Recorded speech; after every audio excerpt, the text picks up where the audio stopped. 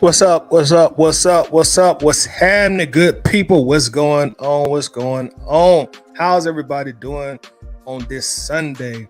You know what I'm saying? Sunday is normally reserved for NFL football, and we are certainly getting there. You know, training camp almost over, preseason about to get to popping, so it's almost time to shine. You know, but welcome in. We are definitely glad you are here. Another live stream. It's your dog Toddy. Got my dog co-host with the most, Marcus, in the building. You know what I'm saying? So we're gonna wrap it up, or we're gonna wrap with y'all a little bit about a variety of things here today on this Sunday. You know what I'm saying? So welcome in. Glad to see everybody coming in. And we're gonna do our shout outs also for the people that's already been in the building.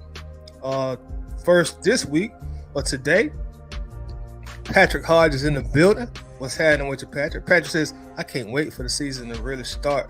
Rise up myself as well, Patrick. Man, I went to put my jersey on today. I'm ready to go, bro. Let's get it. Let's get it. And straight out of Alabaster, Alabama, our friend Bubba Gump in the building. What's happening with you, Bubba? What's going on? Bubba said so many guys can do multiple things. Defense will finally make teams adjust to their game plans and give the offense more opportunities to be on the field. So, I like your train of thought there, Bubba. Bubba sounds like he's excited for the season to start. So am I, Bubba. So am I. We got Latoya Jones in the building. How you doing, Latoya? Long time no talk, long time no speak. How's it going? How you doing?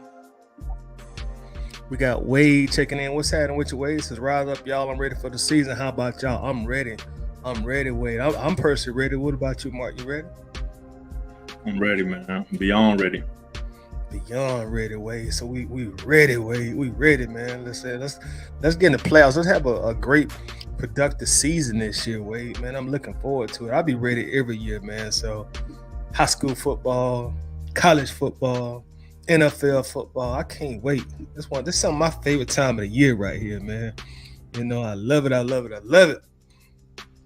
We got our guy Winston Thornton in the building. What's happening with your dog? Winston says, what's going on, fellas? I want to apologize to y'all and the people in the chat for Friday night.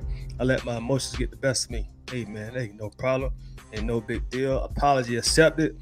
You know, not even worrying about that, bro. You know, it's all love, you know, this side. So what's happening with your brother? We got Miss Nee in the building. Says, am I in? Yes, ma'am, you are in the building. Mon Duke's in the building. How's it going? Says banging on the door. Let me in. That kind of remind me of Mark. You're probably too young for this, but I think about Poltergeist 2 when that guy came banging on the door. Let me in. Let that old guy look real wicked. Too young. Yeah, he's probably too young for that. I think that movie is in the 80s, man. But it's a scary movie. We got a guy, Berto from 95 North Falcons Talk Show is in the building. So what's good, Falcon fan? Brother Title, what's happening with you, Berto? How you doing today, bro? Y'all do your dog a favor, man. Make sure y'all check out my brother Berto. Click on his profile, subscribe to his channel, run the comments, run the likes up. Always fantastic content. You know what I'm saying? So make sure to show my guys some love. John Higgins is in the building. Says, what's happening, ABG? What's happening with you, John?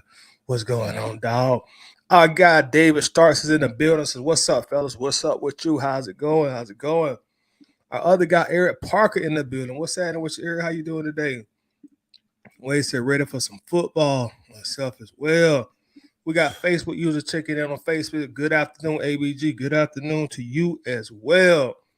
We got Monica in the building. Says, yo, what's up, Monica? What's happening? Good to see you. I know you said you had to take some time off for your off season, so glad you're back in the stable here. We got Dom in the building. What's up, Dom? So Dom told me, said, man, I'm going to make sure I make the next live stream, and there you are. What's happening with you, Dom? How you doing? We got our guy, Atlanta supporter, is in the building. Great friend of the show. That's our resident comedian, Atlanta supporter. What's up with you, bro? Davis joint practices this week with the Dolphins. We finally get to hit someone. Yes, indeed.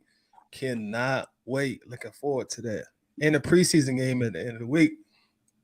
I got False Start Falcon in the building. Fellas, what's up, False Start? How you doing, bro? And a great friend of the show, Miss Lisa Shepherd, is in the building. Says, hey, y'all, how you doing today, Lisa? Y'all make sure also to make sure that you check out Lisa on Blog and Dirty. You know what I'm saying? She writes some fantastic articles on there. So anytime you see it, make sure to click on it, read it, show her some love also. You know what I'm saying? So what's happening with you, Lisa? I think Lisa told me she's going to Miami too to check out the game. So have fun, Lisa. Big Ron Thomas in the building. What's up with you, Ron? How you doing, sir? We got Miss Francis Washington in the building. How you doing, Francis? What's going on? What is going on? Facebook user says my Atlanta Falcons preseason starts Friday. I don't care if we 0-4.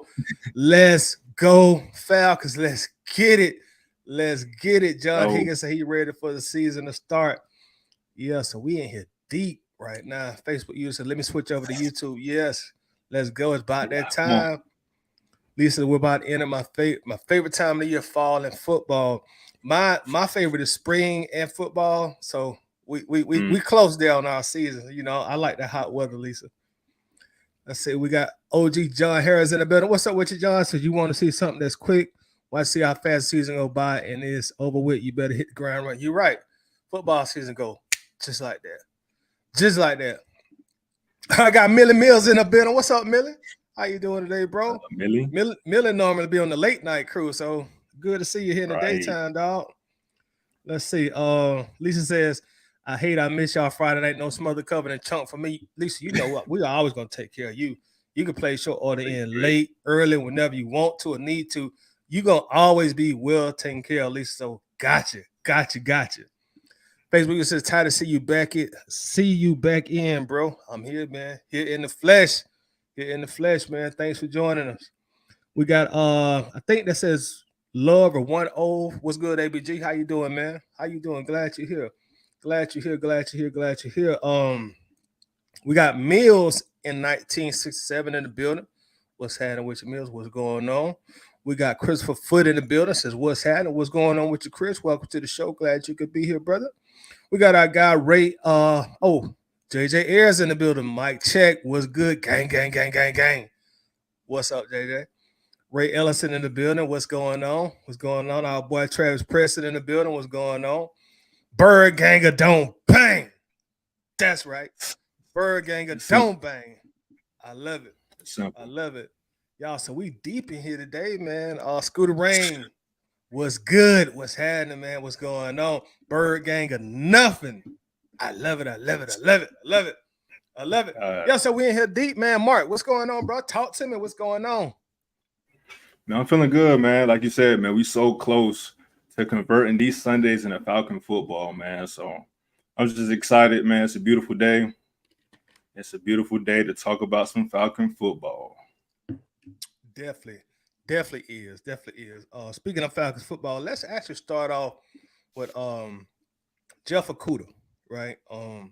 He was on the training camp, you know, and I know that had a lot of us concerned about him, his well-being. He got carted off, and I know a lot of times when people get carted off, a good bit of times, you know, we can assume the worst because they are carted off. But we do update on Okudah that came in within the last day or two. In fact, we're gonna look at something here from. I'm gonna try to pull this up from the AJC. I think this is. Yeah, so we'll pull this up and we'll look at it from the AJC. And it says here, Falcons quarterback Jeff Okudah, who was carted off the field with an ankle injury Friday, could return early in the regular season. Coach Arthur Smith said Saturday. Smith declined to share specifics of Okudah's injury, but he was happy with the prognosis. We expect he's got a great chance to be back the really early part of the season, Smith said. I just can't say if it's week 1, 2, or 3 or whatever, but we feel really good for Jeff, all things considered. So, Mark, what do you take from that statement from Arthur Smith regarding his injury? What do you take from that? mean, well, yeah, for the people that don't know, Jeff was injured Friday, going one-on-one with Frank Darby. And like you said, he was carted off. There was lots of reports that Jeff was, pretty emotional. The DBs were sitting there praying with him, so to go through all that Friday, we didn't have any reports, and to hear this from Coach, I'm feeling good. I'm feeling good. It sounds like it's probably like a high ankle sprain, one of those things you just don't really know the timetable, but it's definitely positive that we know he will be back this season, and he looks like he will be back in the early part of the season. So, good news coming from Coach Smith. Yeah, it's definitely good news knowing that it's not a season-ending injury, like a tendon tear or something of that nature. So that's good news. The other part of that is like Coach Smith is saying that he could return the early part of the season, but there's no definitive timetable. And you mentioned it could be a high ankle sprain, which could be the case. And sometimes a high ankle sprain could be one of those lingering injuries that just carry on throughout the season, kind of, aggravates a player.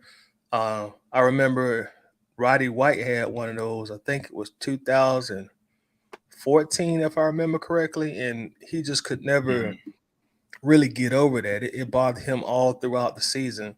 But hopefully, for our benefit, for Jeff's benefit, hopefully it doesn't turn into something that lingers the entire season and, hampers his play. So, we're going to hope for the best for Okudah, and hopefully he has a fantastic season for Atlanta also, because he's kind of still on that prove it deal, the last year of his rookie contract, and we were all hoping that he would come to Atlanta and have a better season than he had last season. So I'm going to remain hopeful on it. Yeah, that's all we can do. It's just terrible timing for Jeff, but I'm sure, he's excited also to know that, he will be able to contribute this season. But I mean, I'm interested to see, who steps up in that role. Someone's going to be getting a lot of reps now with that injury happening so early in training camp, before preseason, before the season. So someone may be able to get some good reps in, take that position week one, and ended up, not letting it go. And one of the guys I'm looking at Clark. I know Trey Flowers has a size, and he's been, opposite of AJ throughout training camp. But again, I'm excited, for Clark Phillips to get more snaps, and hopefully he can, take advantage of this opportunity. Yep, I hope so. Also, I've heard nothing but good things about the training camp that Clark Phillips has. So, maybe it's a blessing in disguise. Who knows? I'm gonna try to stay optimistic on it either way. Yeah, because you got to think that's how Tyler Algier got his opportunity. What was right. Cordell's injury? Was it an ankle? I think Algier came in. I think Patterson nursed the injury, but or was it Huntley that got hurt first? I think Huntley got hurt, which opened the door for Algier to get some more playing time. And he just every game he just started playing a whole lot better. Before the end of the year, he ended up being a starter. So hopefully that'll happen for us. And excuse me, Mark, but like we almost forgot, man. Before we continue, I almost forgot. Before we continue, like, don't we got something to give away today? Yeah. Hey, so shouts out to the ABG crew for hanging in this long. I know they're probably like, did they forget to share something? I forgot. So if you haven't seen on the headline, I was say, I slightly forgot. But luckily we didn't. Definitely to show our love and our appreciation for all the support lately. We want to give away a free ticket. I mean, actually, no. We got 2 tickets, don't we? We got 2 tickets we're giving away. I think we do got 2. So we got 2. Yeah. So whoever wins, you can bring your main thing or your side piece, however you want to do it. I'll say you can bring whoever you want. But now we're offering 2 free tickets to the first preseason of this season. That's going to be on the 18th. We'll be facing the Bengals. And again, we want to just show love. But, there's always a catch, Toddy. There's always a catch. So to qualify for these, there's always some fine print. To qualify for these 2 So you tickets. Want these folks to pay for free tickets? Is that what you about to say? You about to tell these folks they got to pay for some tickets? Now, honestly, we just all we asking, or all I'm asking is, for you to continue to show support. But we're gonna make it a little fun and interesting and engaging. So I think it's only right, that we do a little trivia, for the OG fans and for our new fans.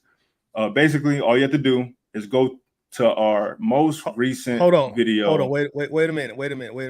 We can't give it to them this early. We can't give it to them this early. We might need to wait toward the end of the show, because if we get to them this early, they're gonna leave. Yeah. No. Trust me. They won't win the tickets to the end of the show. We're gonna announce the winner at the end of the show. But it's something you have to do during the show. It's something we're gonna monitor during the show. All you have to do is go to our most recent video. It's one of our last lives besides our Waffle House edition. And it's titled Matt Ryan Returning to the Atlanta Falcons. You got to watch that video. You got to go watch Jeff's interview. So we had Jeff, definitely one of the OG fans, that had great insight. And he predicted us to lose to 2 teams. So you have to comment underneath that video, the 2 teams he predicted us to lose to, and what weeks we play those teams.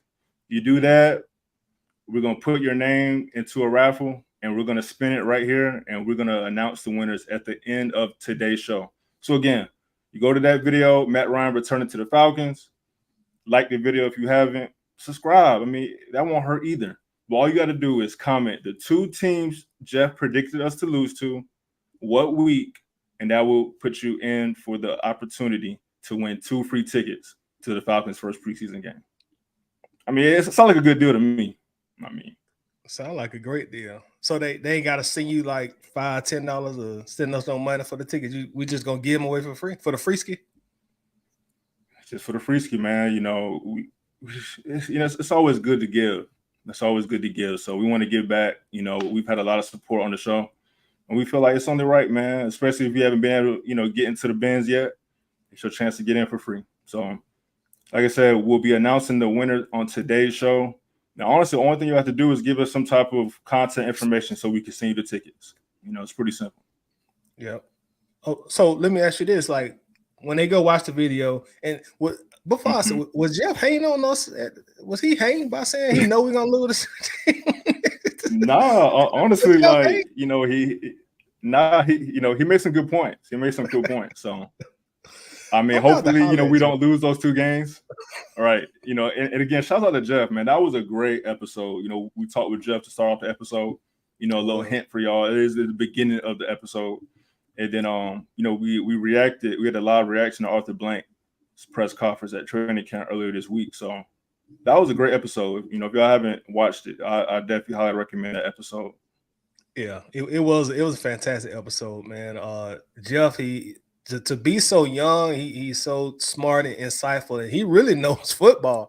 Not only did he say we're going to lose to these 2 teams, he told us why we're going to lose to these. And he was very confident that we're going to lose to these 2 teams. So shout out to Jeff. He's watching. What's going on, Jeff? But just to clarify things, when we give these tickets away, do they need to comment the name of the 2 teams on this video? No, they shouldn't be able to comment on this one. I know this one was going to go straight to the live chat. So we would appreciate it just so it's easier for us to get the names and put them in a raffle. Just comment underneath that video. Like I said, like the video too, if you don't mind, if you haven't already. And then we're going to take all those names. So we're going to take your YouTube name.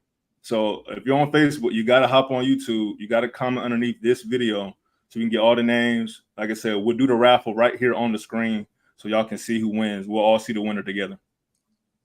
Exactly. And just to clarify, when he say this video, not this one we're talking on, but the video that Jeff is on. You got to comment in that comment section the name of the 2 teams that Jeff told us we lose to, and also which week do we play each team. Not this current video, but the video Jeff is on.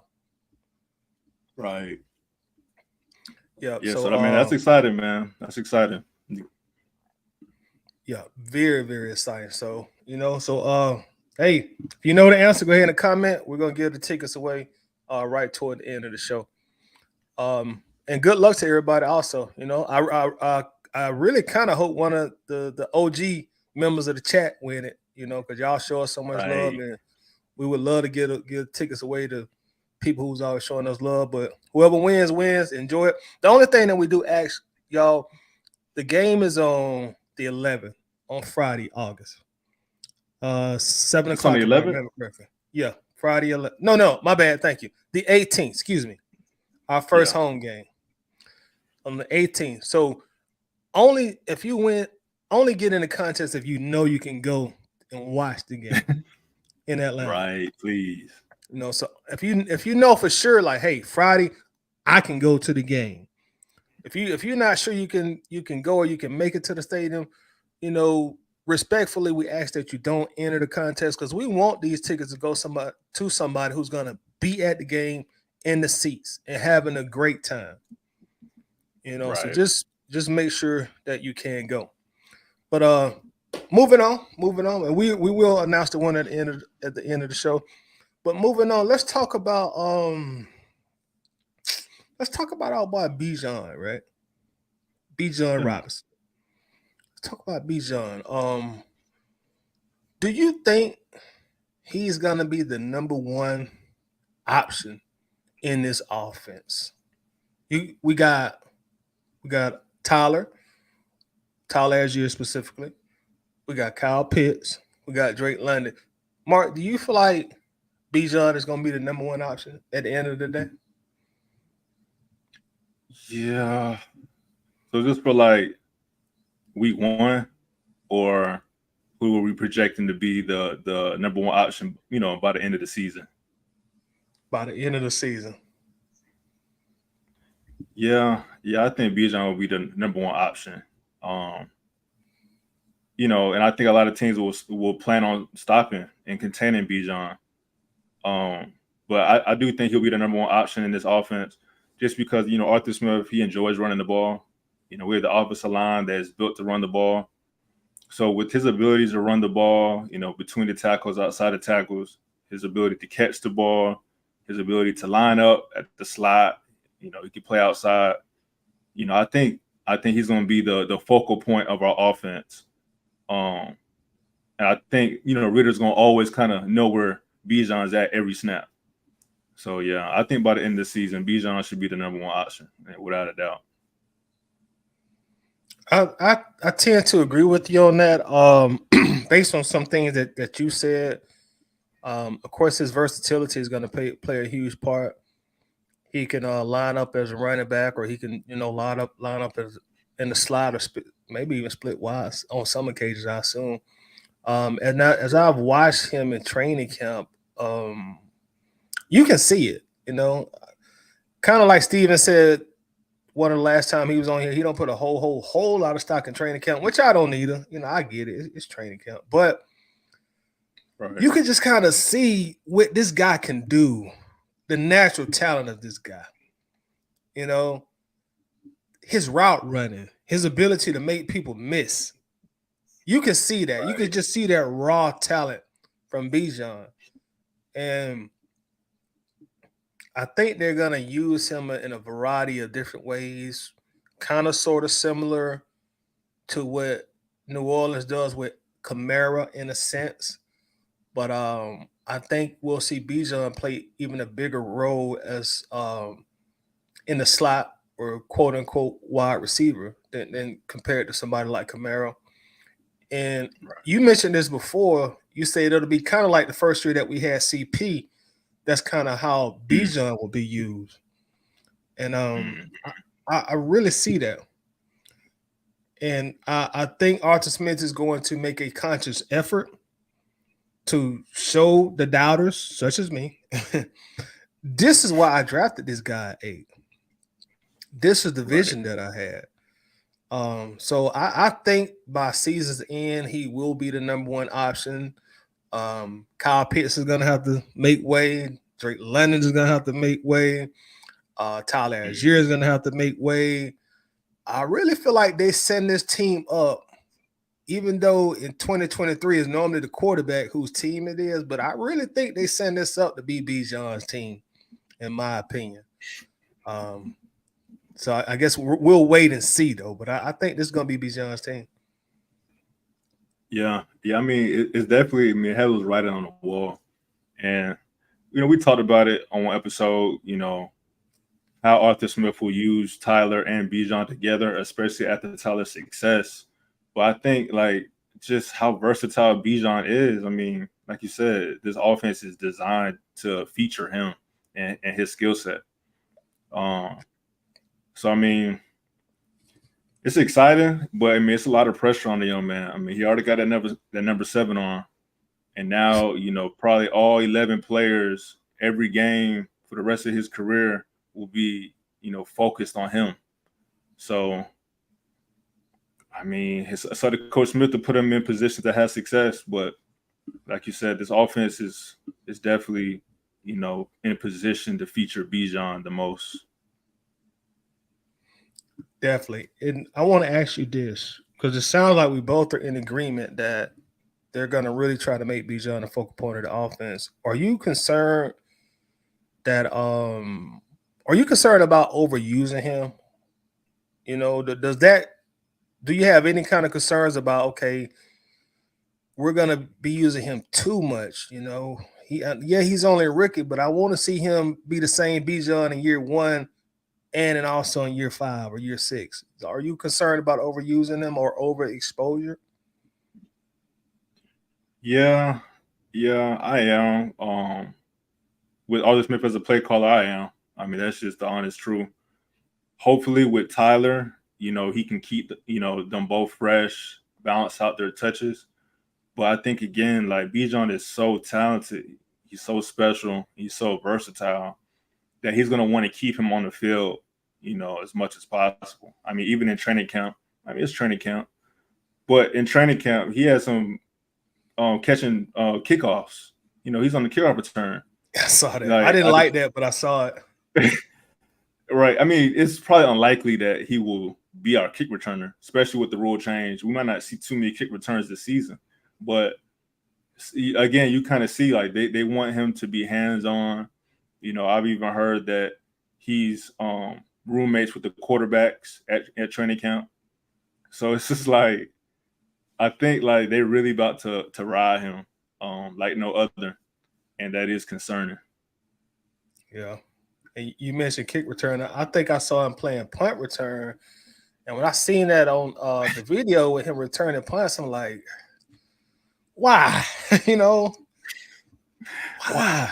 Why? Like, Necessary. Remember this year, first round draft pick, like guys get hurt on punt return, man, especially the returners. Like,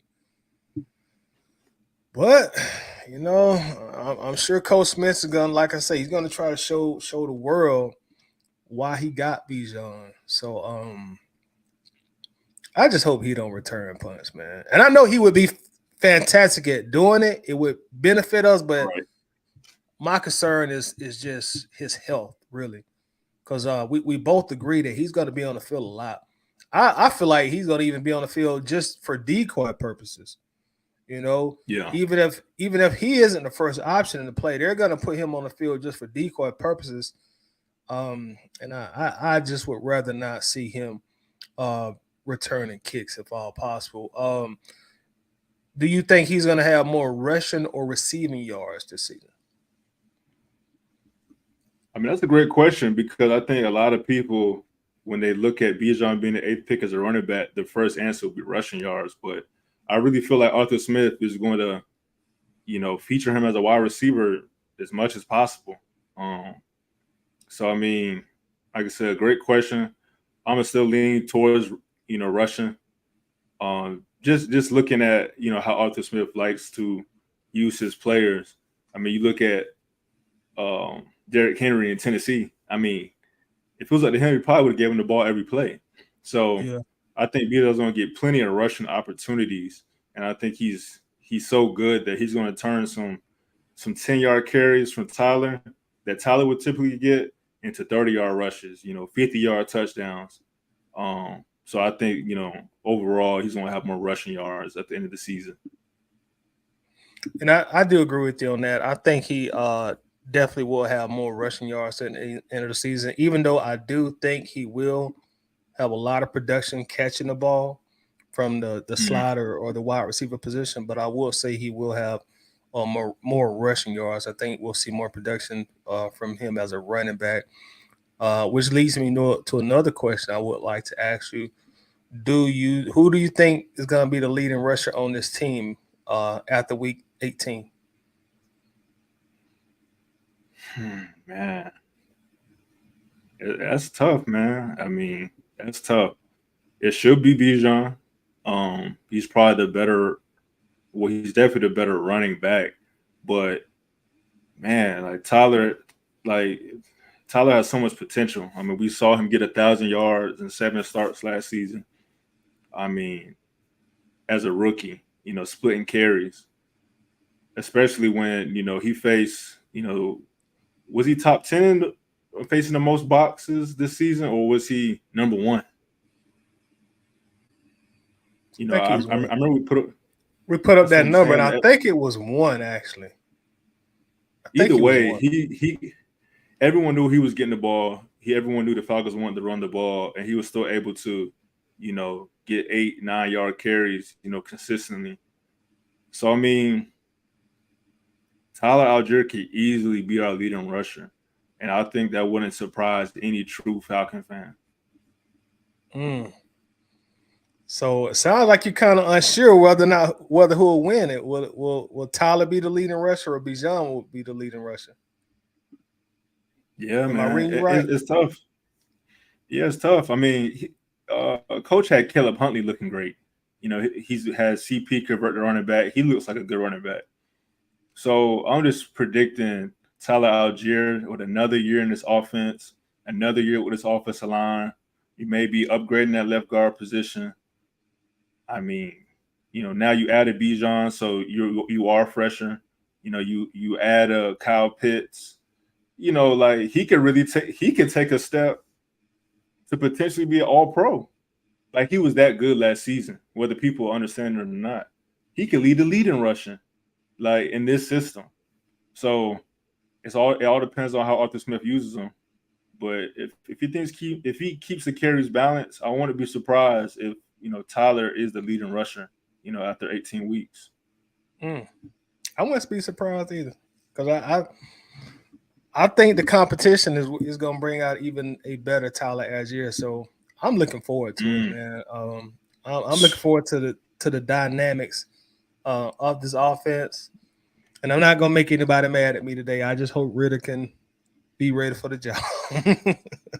I hope Ritter's up for the job, because I ain't gonna throw no rocks and no shots at him. But I hope he's up for the job. But I'm looking forward to the offense, man. I really, really am. And let me ask you this: we mentioned Cordell Patterson just a moment ago. What kind of role do you think Cordero will have in this offense in 2023? Oh, he's probably slated at the RB3, and I think he's gonna be. I don't think he's gonna be used any differently, honestly. Like, if anything, he benefits from the emergence of Tyler Algier. He benefits, with Bijan being on the roster. I think he's still running back for us, and obviously we're gonna use him at wide receiver. It seems like we saw the most success from Cordell at wide receiver at the end of last season, if I remember correctly. When we kind of knew that, okay, Tyler is a good running back, and we kind of had that weakness at wide receiver too.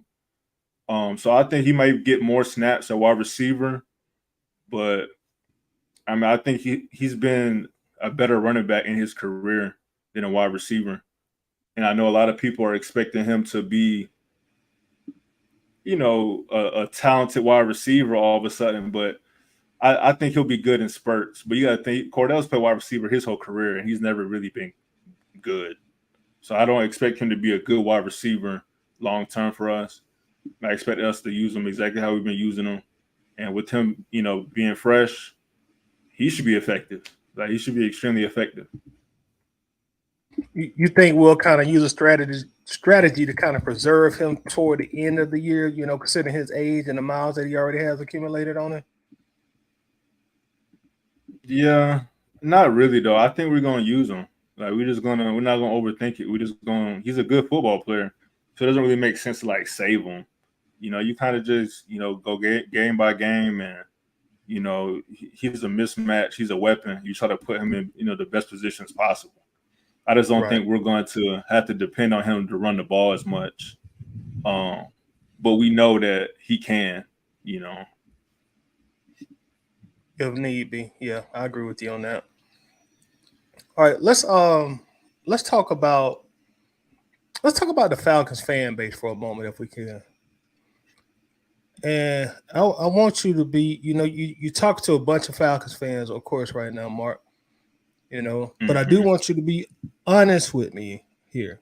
I want you to be honest with me here. Do you think the Falcons have a bad fan base or a terrible fan base?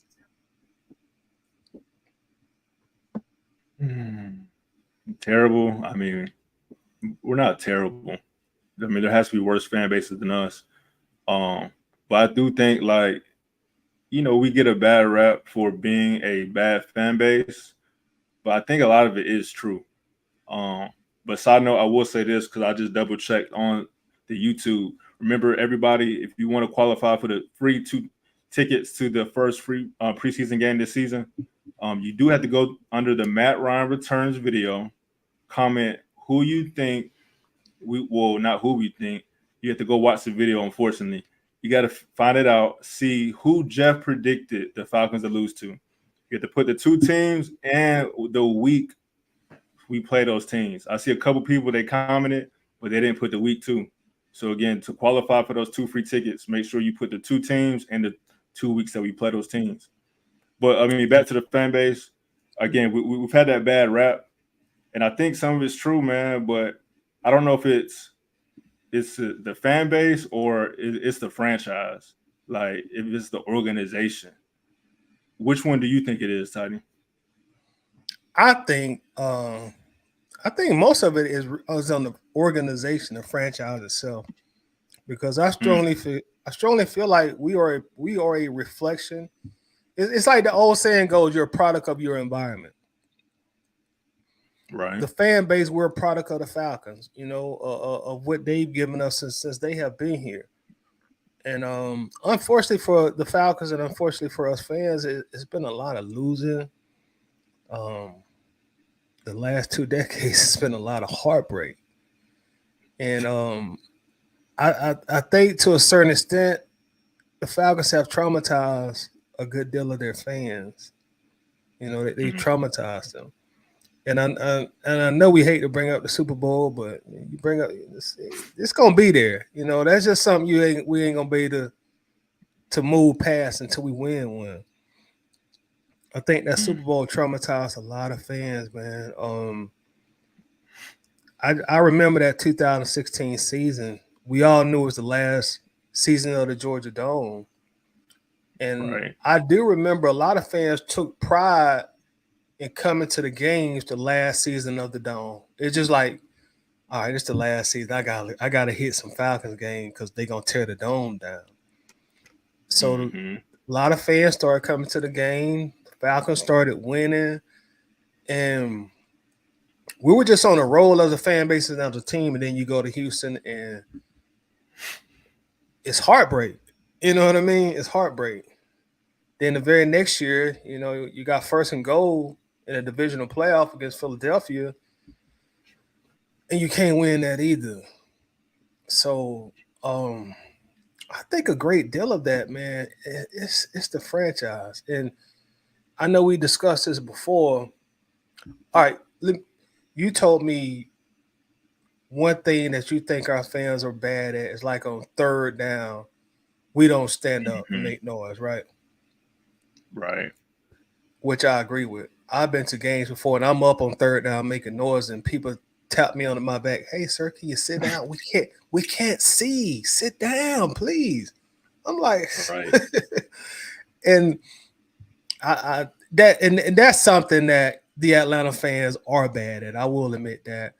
And I think some of that is just like the organization really hasn't taught us to be a winning franchise. We're just so used to losing.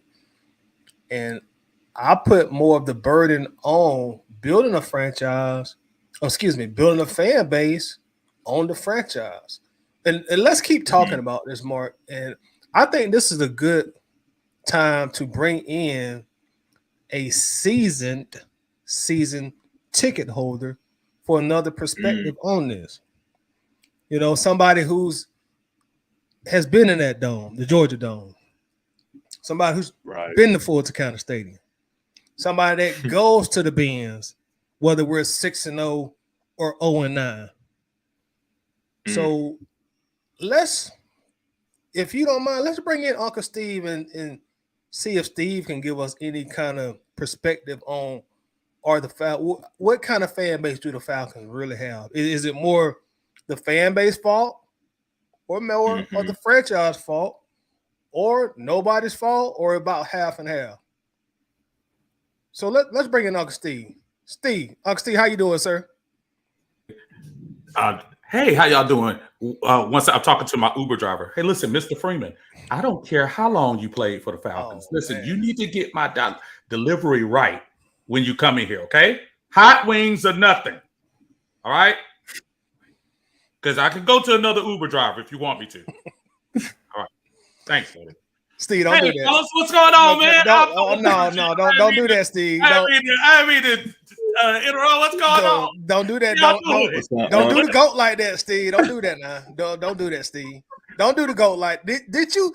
Speaking of the GOAT, did you see the GOAT workout on his IG the other day? I did, brother. You know, I was like, dude, he's looking for somebody. But is he saying he's done, or is he still available? He waiting on the call. I'll tell you, he better not be holding his breath, because his life could be in hand. How y'all doing, man?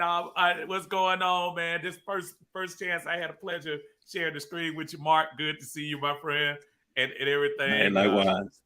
This cat right here above me, he's the man, brother. He is the man. I gotta rib him every time I get a chance. Every time. It's only right. I've been listening to a lot of what y'all talking about, man, and it's so awesome. Tell me where you want me to pick up. I was right there. I heard y'all talking about the fan. Your last question, Tidy, when you were talking about, is this a terrible fan base? And right. I hate piggybacking off of what you just said, but you're a reflection of what your franchise is. The legacy of this franchise has not been very good, so we can't expect. Do you understand why Dallas still, even 30 years past their last Super Bowl championship, which was the important thing, are still out there? Because they still have a legacy of championships. Denver still has a legacy of championships. Pittsburgh still has a legacy of championships. Those teams that have pedigree in winning will have that type of fan base with them, because not only do they have hope, they know they've done it before.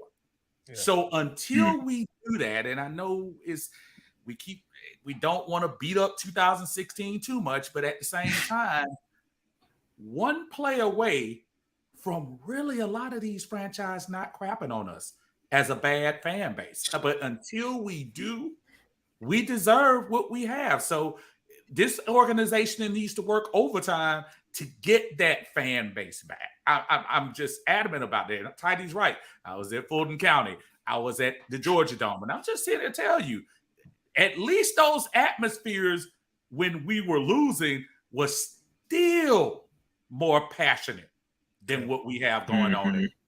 Ask any OG, they will tell you the same thing. So you've got to win, man. You got to win.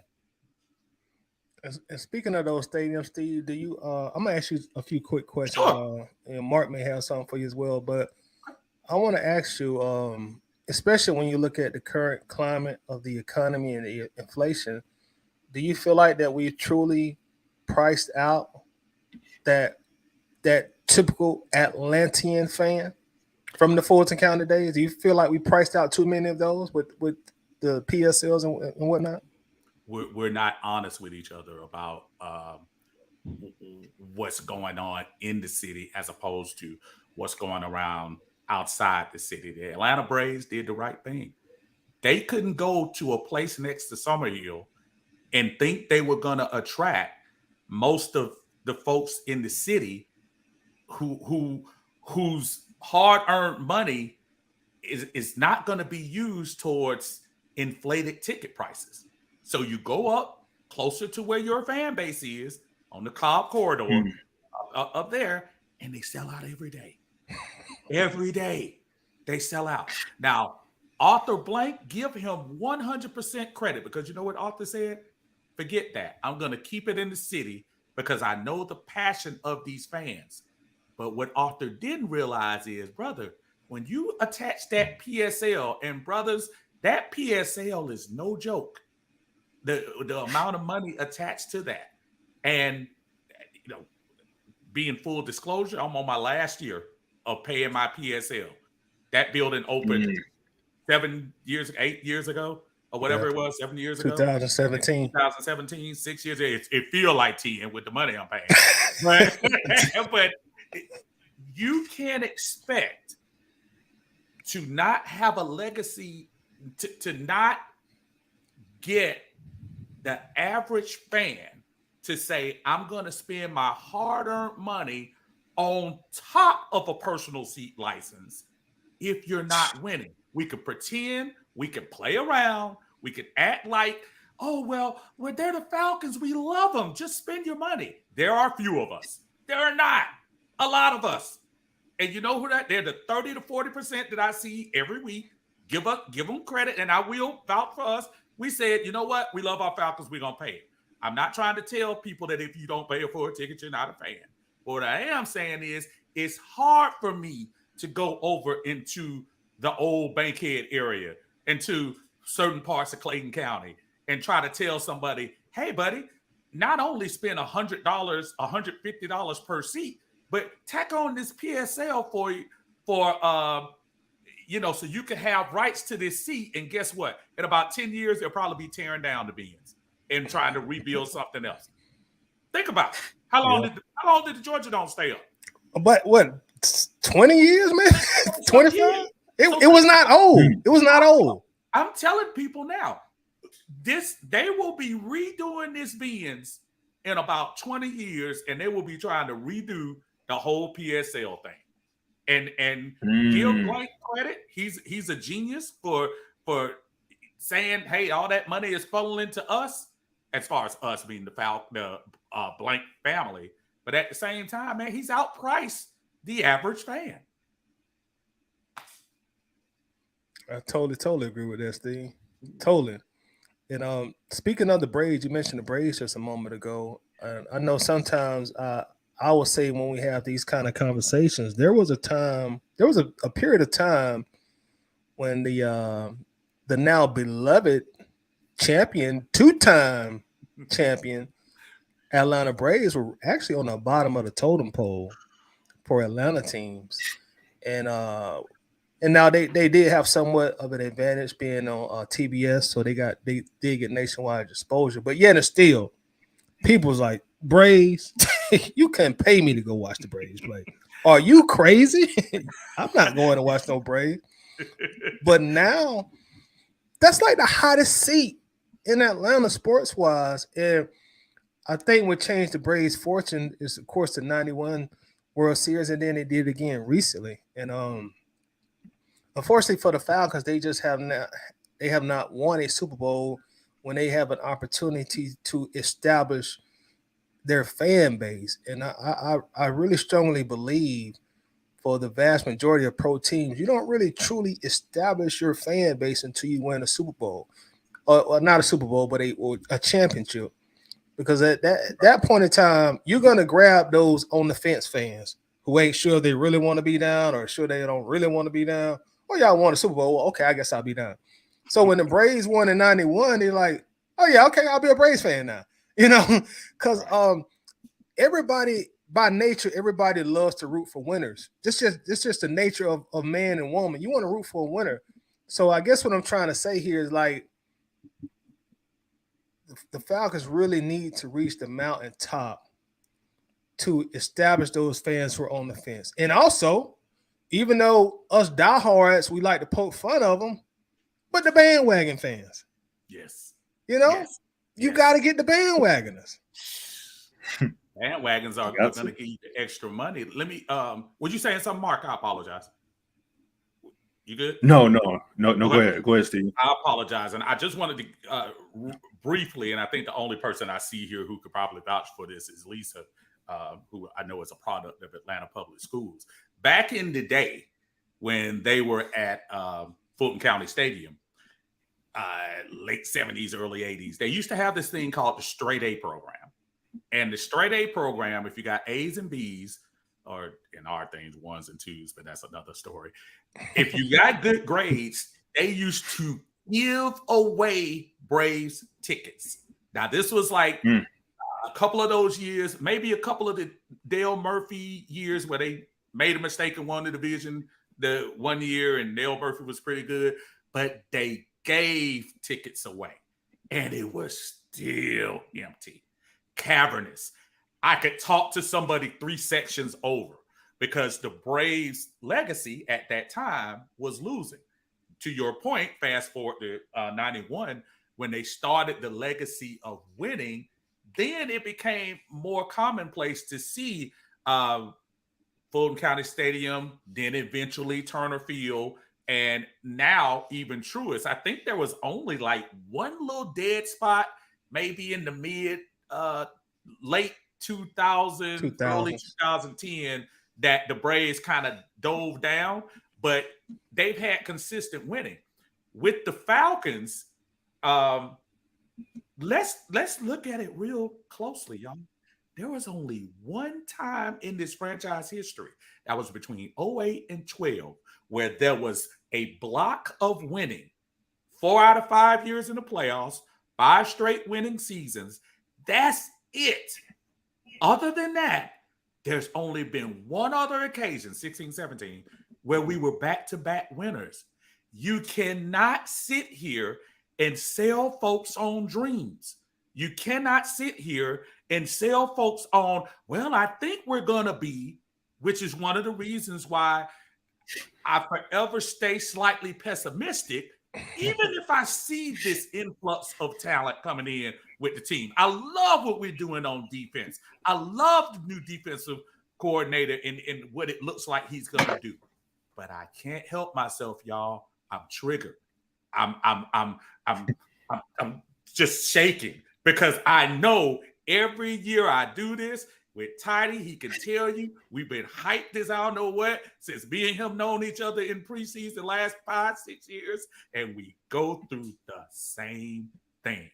That's why it's so hard to sell this fan base on, give me a reason to come to the stadium. Give me a reason to root for this team. So that's where I am. I know a lot of people don't like that. But listen, it is what it is. I would love to be that run through the wall fan and everything you do is golden and beautiful and roses and junk. But no, I can't do that, man. I got to see winning. Right. Start off at 1-0, then we'll talk. Right. And you are being you're being blatant honest, Steve. Like, and for me personally, there's nothing wrong with being honest. It's not when you make a perspective like that. I know sometimes you might get flack for it, or I might get flack for it. Oh, you're being pessimistic. No, we're being realistic. We're being realistic. You know, Steve, if you call me every single day and say, "Hey, man, I'm gonna pick you up and we're gonna ride to the store and I'm gonna buy you something," and I'll be ready at 4:30. You ain't here. You call me tomorrow. Hey, man, I forgot about you yesterday, but I'll be there at 4 o'clock. Next day come, you don't show up. You've been doing this for the longest. After so long, I mean, like, you gonna call me like, yeah, whatever, Steve. I don't blame you. You know, whatever.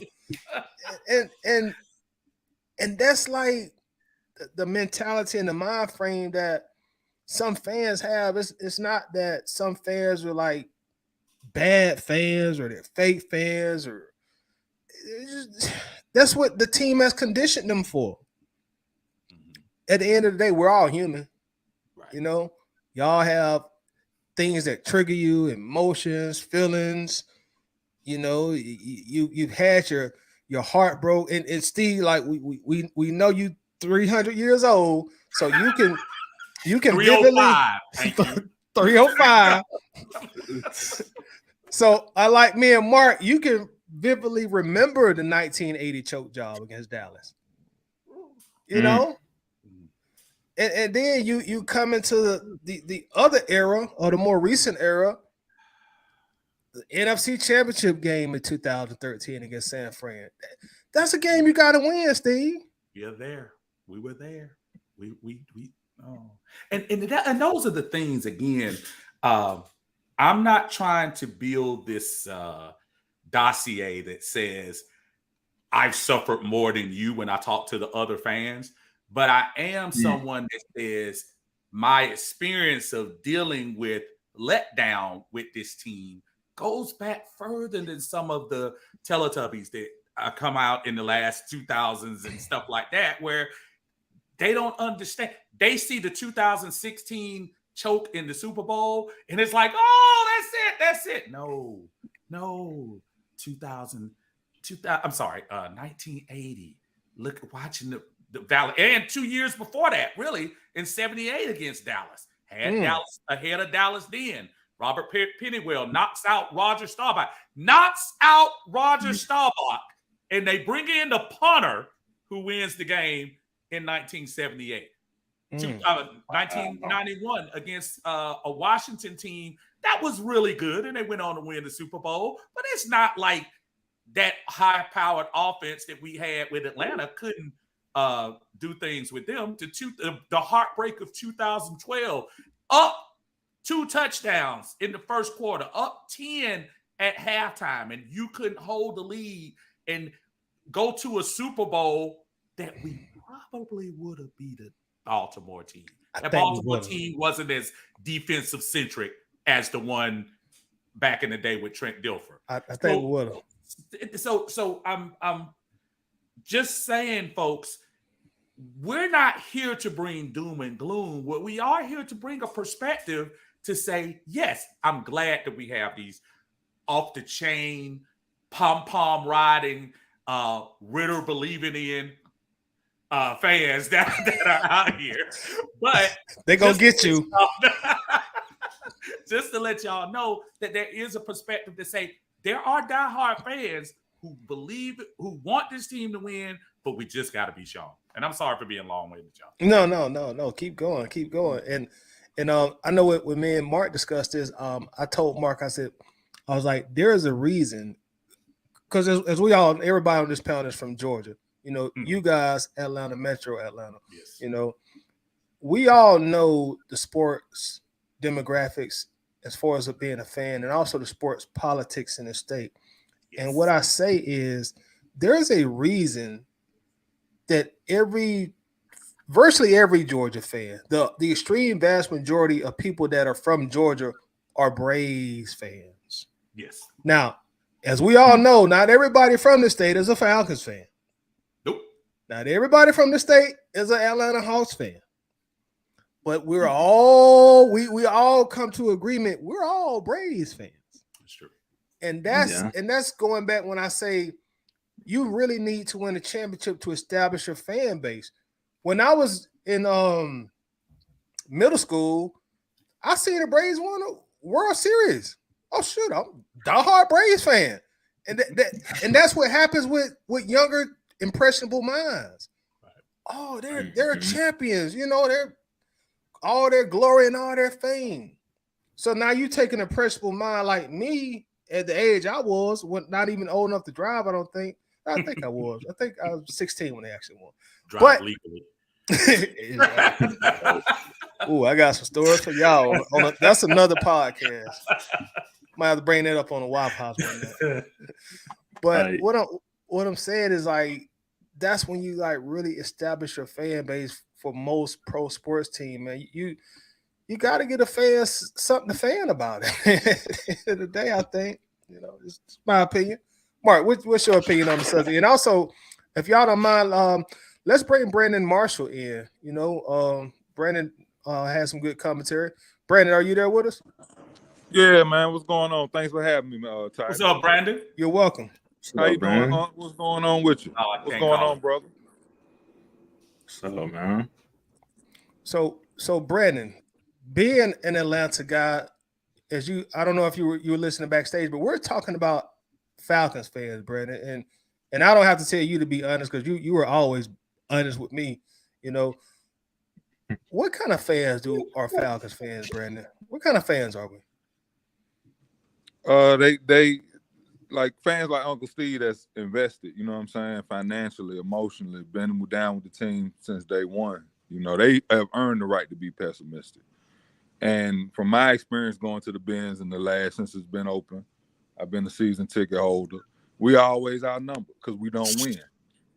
And that's just the real, man. We got to win if we want to see the fan base reach its full potential. And that's just what it is. So my goal for the season is that we're not outnumbered in the Benz this year. You understand what I mean? Totally understand. Yeah, so, you know, I say, like, we are fair weather fans to a certain extent, some of us. But then you got fans like y'all, Uncle Steve, that's not fair weather fans. But, of course, you're pessimistic because we haven't won. Yeah. And when you don't win, you know what I'm saying? You like I say this, you got to give us something to cheer for as a fan. Yes. Now, we're going to support you, yeah, but give us something to cheer for. Give us a reason to wear our gear. Give us a reason to come to the game. You understand what I mean? Right. Give the fans a reason to fan. Yeah, exactly. Right. Bro, you got to give us something to cheer for. We're going to come to the game, but if, you know, y'all ain't scoring and y'all ain't stopping nobody, it's like, let's go to the bar. You know what I'm saying? Right. Say these $200, dog. Do you mind me asking him a question real quick, Tiny? Do you think, Steve? Brandon, let me ask you a question because I think you and I had a couple of years ago had a conversation about that same thing because I know you were a season ticket holder. I don't know what our conversation was. Tell the folks listening what the feeling is like to represent, because I know you do, and you know I do, when we go out there and you look around your section and you see 50%, which you should see 5 to 10% in a normal stadium, but you see 40 to 50% of the other team's fans surrounding you, louder than you, not louder because you're not cheering, just louder because there's more of them.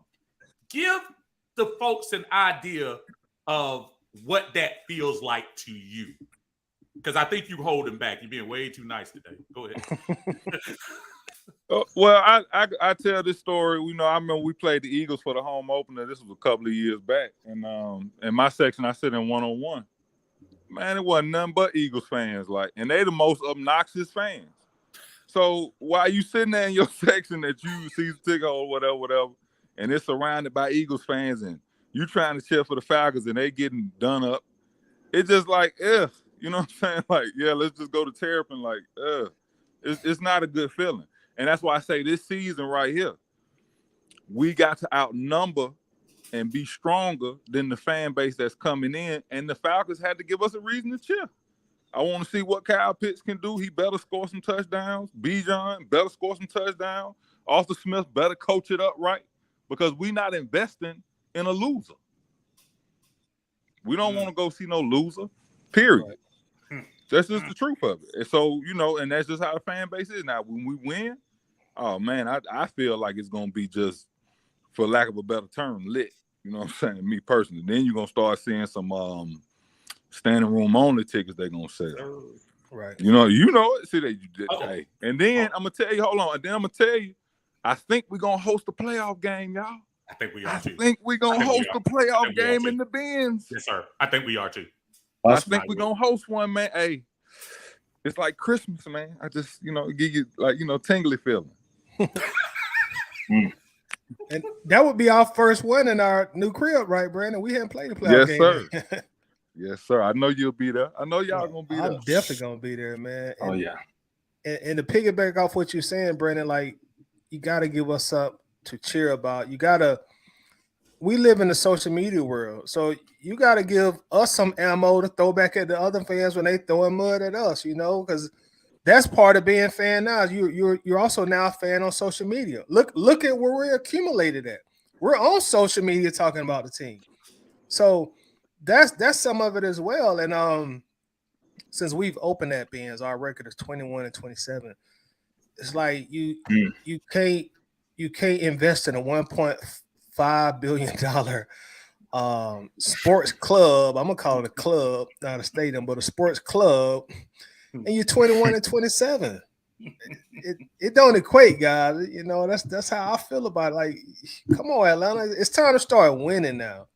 It's really time to start winning and do what a lot of these other teams around us are doing, man.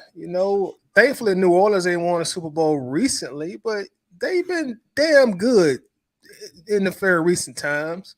They got cheated out of one. Thank y'all, whoever refereeing that Rams game, because I didn't want to see them coming in Atlanta playing. But Tampa Bay got them a recent one, so it's just time, gentlemen, in my opinion. It's time, definitely. Mm-hmm.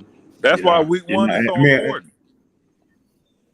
That's why week one is so important. We got to beat Carolina, and really, man, we really got to come out convincingly and beat them. You know what I'm saying? We got to give the fan base a shot of energy. Because right now we in the doldrums. You know what I'm saying? It's been like 4 or 5 years of losing. So, we got to come out this week one and really, really show that we here to stay and we not playing. And then I think you'll see the fan base, as far as like attendance in the Benz and all of that, pick up. I think so too, because it was a pretty nice turnout the first game against New Orleans last year, and it was decent. We found a way to lose that game. We need a reason, though, folks. And at the end of the day, like Brandon said, start off with a win. Wet our beaks a little bit. Just give us the taste of it. Give us a little taste of what it could be like. Because I'm telling you, if you go out there, and I'm not saying I think we're gonna win, but if you go out there and stub your toe against Carolina, guess what it's gonna be? Remember Grady's quote at the end of the year? Same crap. Every year. What I'm saying? It's gonna be the same thing. So I don't care how optimistic you are. I don't care how much money you spent in free agency. It doesn't mean anything until that last second goes off in the fourth quarter and you get that W. So totally agree. Go ahead, Mark. You was gonna say something? Well, I mean, I was just curious, do we think that the Bijan pick, do we think the money that we spent in free agency is enough to fill up the Benz week one? I think, kind of like y'all said, like Toddy alluded to, we have been traumatized, with the Super Bowl, even when you go back throughout the history, throughout the 80s and 90s. Are we still somewhat traumatized with, our QB1 going into week one? Like, how do y'all, what's y'all's prediction for week one's attendance? Do you think we're going to fill it up?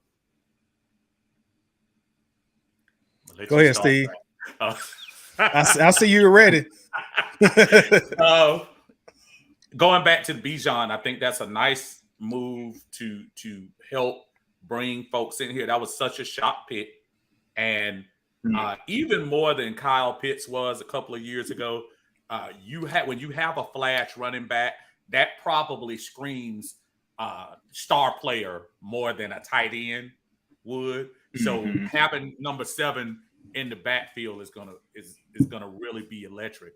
But yeah, I do feel like the fans are gonna be hyped this year because bringing in the influx of players that we did on defense, especially, we've been screaming about this defense since 2018 about not having core players, but you bring in the Ellises, you bring in the Armagnadas, you bring in the Calais Campbells, you bring in folks, and then those young guys trying to sponge up some of that knowledge, the Troy Andersons, the AK Ebiketis, and those folks can possibly have a roster that should be able to produce better than average play. Because we haven't had an average roster. We've had less than average roster the last 2 years. So to your point, Mark, I do believe that the fans will show up game 1. Now, will they show up game 2 is the biggest question. Especially if we lose. So that I do think they'll show up game 1 just because of the new toys, I should say, that we have. Yeah, and I pretty much agree with what Uncle saying. There's a lot of new toys, and actually Uncle Steve had a real good show recently where he asked, pretty much, is the 2023 Falcons compelling enough for you to go and watch them play? And that coincides to what we're saying right now. For me, absolutely. And I was telling Steve, I'm compelled, even though when I know we're bad, but I'm even more compelled now because I know we do got some new toys. Like I'm very interested to see what Bijan is going to be all about. I want to see him in person. I seen him in training camp. Okay, I want to see him in person on the field when he's going to get hit. Does he really got that Barry Sanders in him? You know, does he really got that little Damian Tomlinson in him? You know, because I'm a running back guy. So I like running. That's my favorite position to watch. So I want to see Bijan. Okay, you went and asked Mike Vick to wear 7. So you got some pressure on you now. You playing in front of Atlanta fans, and you like, I'm good enough to remind y'all of Vic a little bit. Okay. Those are big shoes to fill, sir, for Atlanta fans. Huge. So I'm interested to see what's going to happen. I'm also, Kyle Pitts is going to be healthy. I'm interested to see, is he going to turn to the unicorn this year? I know he's talented, you know, Bijan, Pitts, and hey, Drake London had a great rookie season. What's Drake going to do? You know, all these guys in the field, tall ass year. Oh, Bijan, you're not finna just come here and take all my reps. We're going to fight for this. I'm interested to see what all those ingredients in that pot, like what kind of meal we're going to have when you put all those ingredients in a pot, you stir it up. Desmond Ridder, what's what Ridder going to do? You know, all the guys we brought in, Jesse Bates, you know, and Steve, I think we had this discussion recently. When you had Big Low on the phone, don't do this. They gonna get you when you go live. Why they gonna get him? That's Steve, y'all. He will be on at 5:30. My Heineke jersey is on the way. Steven Johnson will be on at 5:30. Direct those comments to him. He will be on in less than 1 hour, ladies and gentlemen. Go get him, because I know y'all gonna get him anyway. But yeah, I'm just like, I'm excited about the season, man. I'm gonna be honest. I'm always excited about the Falcons football because I love the team. I love football in general. Falcons my favorite team of any sports team I root for. But I'm even more excited this year just to see what's going to happen. And you know, Brandon and Steve, you know, in the group we'd always talk about, like, you know, it was time for some new blood, and we finally got the new blood in here. I'm just intrigued to see what's going to happen. And we spoke about, we got some new blood. And it was badly needed. So I'm ready, fellas. I can't wait. Go ahead, Brandon. I can hear it. I can hear it in your voice. I can hear it in all y'all voice. All y'all excited. I can hear it in your voice, and that's good. That's a good thing. Now, the question was, do we think week 1 attendance will be good? I absolutely do. The reason being, look at the attendance at training camps. Yeah. It's been much better than it has in the past. Yeah. The fan base is excited, man. Like, I hear it in y'all voice. And y'all diehard fans, y'all excited. Hey, if Bijan is what they say he is, and to me, he's a Marshall Faulk type talent. That's what I see when I see that kid. Like Steve alluded to this. The defensive roster is much better, as good as I can remember. Yes. You know what I'm saying? Good as I can remember. So they should be able to play competent defense. You know what I'm saying? Yeah. Now, right. I think offensively, what you're going to see is a lot of empty set with the 2 tight ends. They're going to have that boy split out wide, and they're going to motion them into the backfield if they want to expose the defense that way. If not, they're going to keep them out wide or in the slot, and then all they're going to have to do is work the matchup. And Riddle make the decision. 1 or 2 read, boom, and it's done. And they're going to ask for a lot of yard after catch, a lot of run after the catch. And you're going to see Pitts and London and Bijan breaking tackles, running over dudes. It's going to be a totally different offense, y'all. Who you say going to be making the decisions? Huh? Who you say going to be making the decisions? Ritter. Hey, look, I'm confident in Ritter. I know, you know what I'm saying? You got your feelings about Ritter. But if all you got to do is throw a slant pass, I think he can do that. I'm being tongue-in-cheek, Brandon. I don't know how more to express this. This is my team. In order for us to be successful, I gotta support this cat. I hope he is. I've seen some things that I like. I've seen other things that makes me scratch the small 1 or 2 little hairs up here. And I want to believe, but you said it, Brandon. You were talking about Kyle Pitts. People are sleeping on Jonnu Smith too. It's going to be in this lineup as well.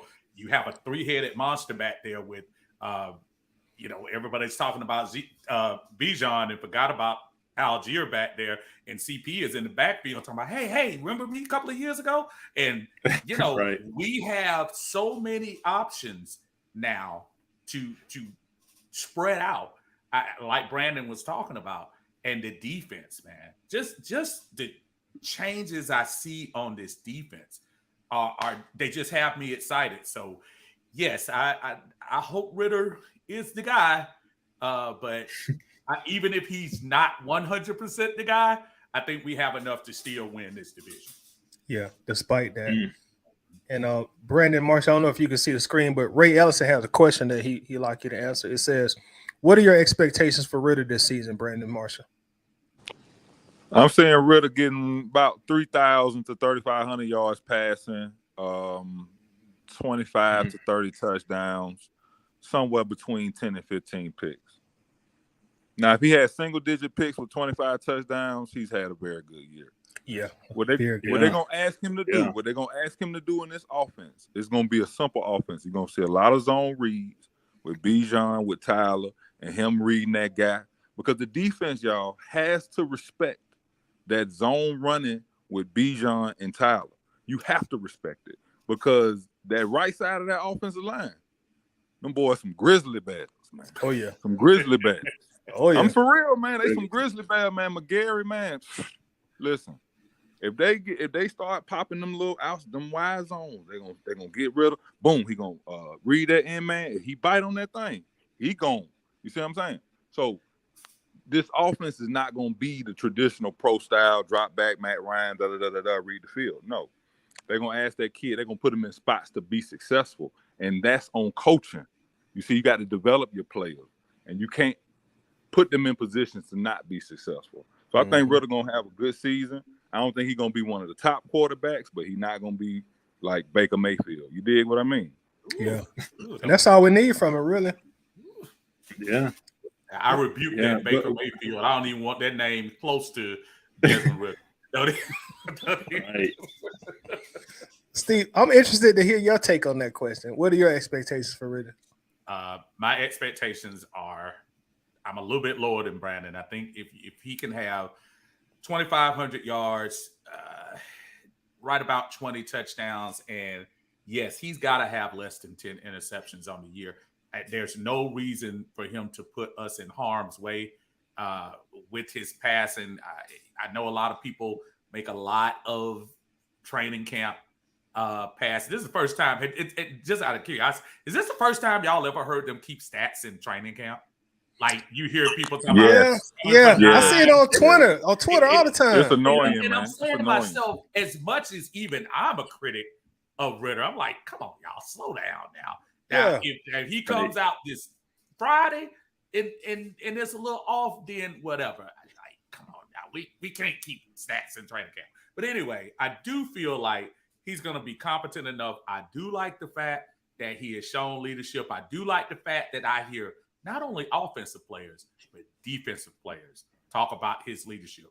Leadership, at the end of the day, you got to have talent, but leadership is a very important aspect. But you're talking about a 23-year-old that has to talk to the 30-year-old, talk to the 28-year-old, talk to Calais Campbell, and somehow galvanize this team enough to want to play for you. Because the quarterback, despite what anybody says, is the leader of the team.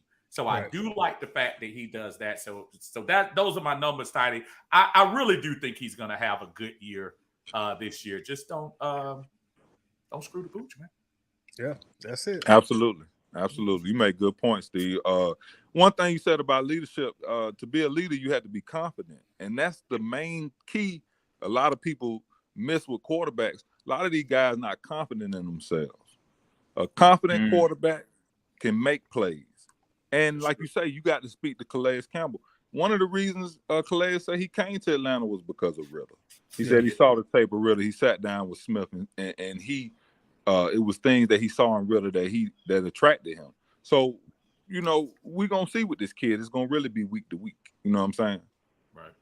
Yeah. Right. And speaking of Ritter, y'all, as we all know, he only has 4 starts on his resume so far, and we got a preseason game less than 1 week from today. I really want to ask the entire panel, how much do you want to see of Ritter in these 3 preseason games? How much do you want to see of him? Well, I will mention again, speaking of preseason, we're giving away 2 free tickets, y'all. Brandon, Uncle Steve, y'all are more than welcome to participate, because right now we only got 3 comments. We only got 3 correct answers. So there's a great opportunity for you to win some tickets. But speaking of preseason again, I want to see Ritter play just as much as a backup quarterback will play. I don't want to treat him like some starting season quarterback. Let him rest. I want him to play with the first unit. I want him to play with the second unit, and then maybe you put Taylor Heinicke back in there.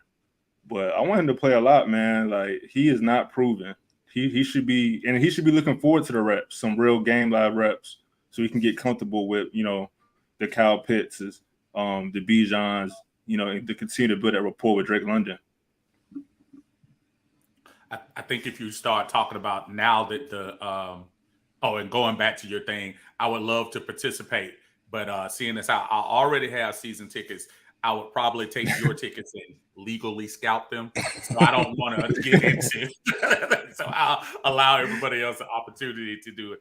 But I would love to see him in these 2 games, maybe the first game, get a quarter in, and then game 2, maybe get 2 quarters in.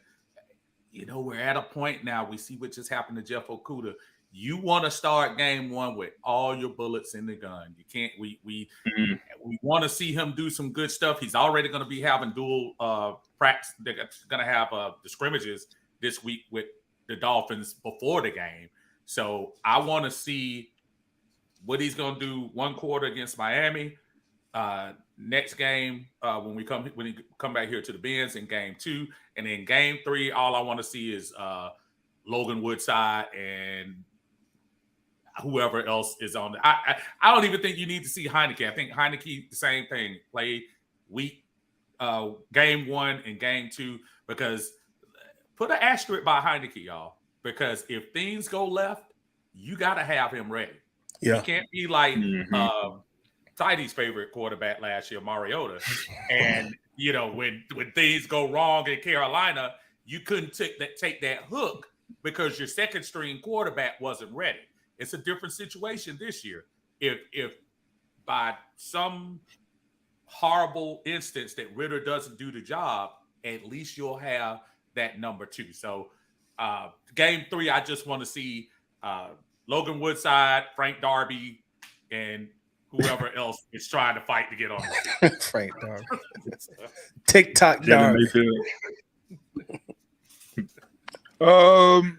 I think they got to play, man. It's a new offense. They need the reps. So they're going to have to play. They come out, they sharp, maybe 2 series, you know what I'm saying? But they come out, they off a little bit, and they might need 3 series. They need the reps. They got to get the cohesion down.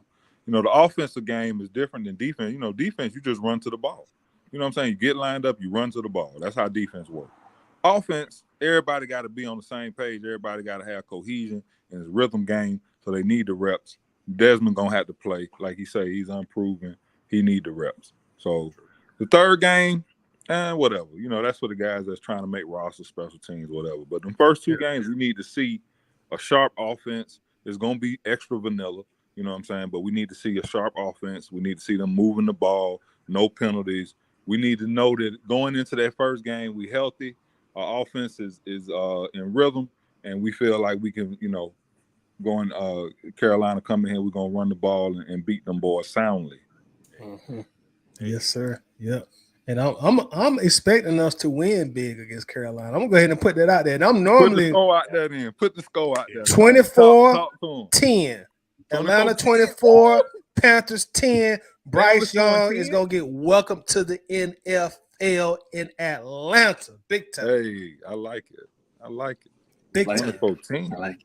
Yeah, you got to pay them dudes, Ricky. You ain't gonna come out and just ball on us. It's a whole new team with a whole new attitude, bro. So I think we're gonna pay Mr. Young. I think Bryce Young, 5 years from now, he probably one of the best NFL quarterbacks in the league, but it ain't gonna happen in September in Atlanta. It ain't gonna start. Right, ain't gonna start here. Nah, ain't gonna start here. Ain't gonna start here. 30. We're putting up 30, Ty. I like it, Steve. We're gonna put up 24 on offense, and then somebody gonna run something back defensive, whether it's be a fumble or something like that. To you guys, since you brought up Bryce Young, we need to introduce him to the NFL improperly. Yes. And I think we need to do everything in our power to put pressure. I would put as much pressure as I can on him from all directions to let him know that this ain't the SEC. He gonna have to run from boys in the pros this time. And just scatter his mind a little bit, because their run game isn't. I mean, Miles Sanders. I mean, the fact that you couldn't stay in Philly tells me one thing. So I'm not scared of anything that Carolina is bringing. I'm like you. I think at least a double-digit win, but I think we're gonna put up about 30. Yeah, I think we're gonna look good our first game, man. I'm looking forward to it. Look like somebody saying Matt Shaw joined the Falcons as an analyst. I heard anything about that? He looks like he joined the staff. I didn't see what position, but I saw. I think that was my man Daniel Flick, who's legit in the Falcons coverage that he put out. That Matt Shaw was hired for the team, but I didn't see in what capacity. But he is here. As long as he's not suiting up, I could care less. All right, and y'all, before we wrap up, I want to kind of roll it back a little bit to what we was talking about before y'all came. Myself and Mark, we kind of both were on the same page, thinking that by the end of the regular season that the offense would be centered around Bijan. I feel like he'll probably be the number one option by the time we get ready to roll into the playoffs. Notice I said roll into the playoffs, but I'm being too nice, man. Y'all rubbing off on me. Like this is such against my on-air personality. It is. I'm a little scared.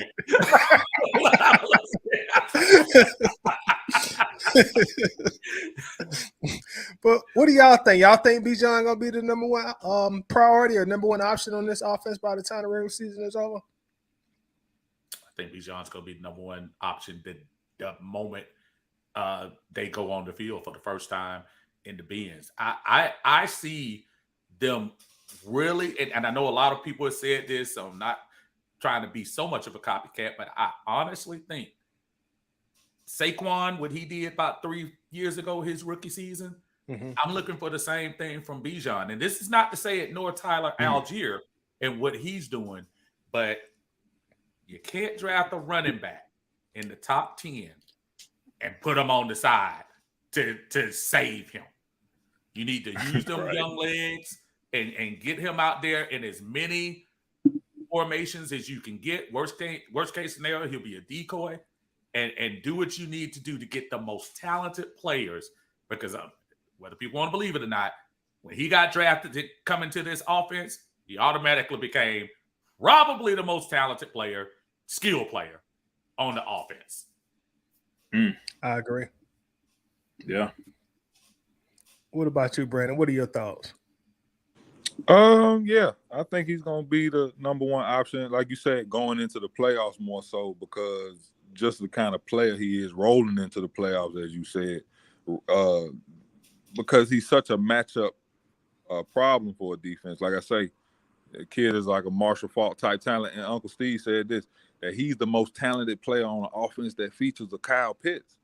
Yeah. So when you got a guy like that, man, that you put in the backfield, like Steve, in one of your earlier videos, you was at the Benz and you saw them cats and you was like, man, this cat is big. Like, he got a stocky little body. You know what I'm saying? So you got that guy in the backfield. Then you can split them out to the slot, split them out. And Big Low said this, say that at training camp, they had AJ Terrell covering this kid. You know, they would try to double this kid. So he's the matchup problem for the defense. Okay, now you get Cordero the ball. Now you get Pitts the ball. Now you get Drake the ball. Now you run Algier. Oh, yeah. See, that's what I'm saying. That's the kind of offense you're gonna see Arthur Smith run. So that's what I'm counting on. Yeah, and I know we're not reading the entire picture in training camp, Brandon, but like when I was watching like the film, it's like he seemed like such a good route runner, man. You know, especially when he's in open space. Bro. He Marshall Faulk. I can see it. I'm telling you, just watch his game. Like, remember the Rams teams? They had all them weapons, man. They had Torrey Holt, Isaac Bruce, Isaac Hakeem. They had a good old tight end, but Marshall Faulk was the engine that drove that ship. You understand what I mean? Teams had to account for him. So all Kurt Warner had to do was just distribute the ball. Don't make no mistakes. Yep, you're right. It's Marshall Faulk's fault. Yeah, Faulk's fault. Is he small? It's Marshall Faulk's fault that these guys are considered positionless these days, because in that offense, to what Brandon was saying, I know Bruce and Hope got a lot of the love. I think Ricky Prohl was on that squad as well. I think he was. He was. But Marshall could do it all. He would line up in the slot. Sometimes he would line up on the edge and was a legit threat, not a decoy, legit threat. He was doing that in Indy, and then he did that with the Colts. So, yeah, I'd really see Bijan's role being very similar to that. Yeah, I can definitely see that also. And before we wrap up, gentlemen, Steve, we got a live watch party lined up for Friday, right? Right. I'm bringing Mr. Freeman. He's gonna be bringing some wings. Don't do that over Steve. here. I think he's gonna be delivering. He's gonna be delivering some wings. Don't do the goat like that. Don't do the and DoorDash. Don't do the goat like that. The guy who he got a buddy named Felipe that's coming with him too. Felipe will definitely be there, but don't do the goat like that. The goat made too much money. You know that because you hated that contract. All we had to do is give Freeman the ball the rest of the Super Bowl, but I ain't gonna go there. I can't wait. You talked about it this week, Friday, just being able to join you again, man, and just get the hype train started early, man. It's folks, we're gonna blink our eyes, and the Carolina game is gonna be upon us.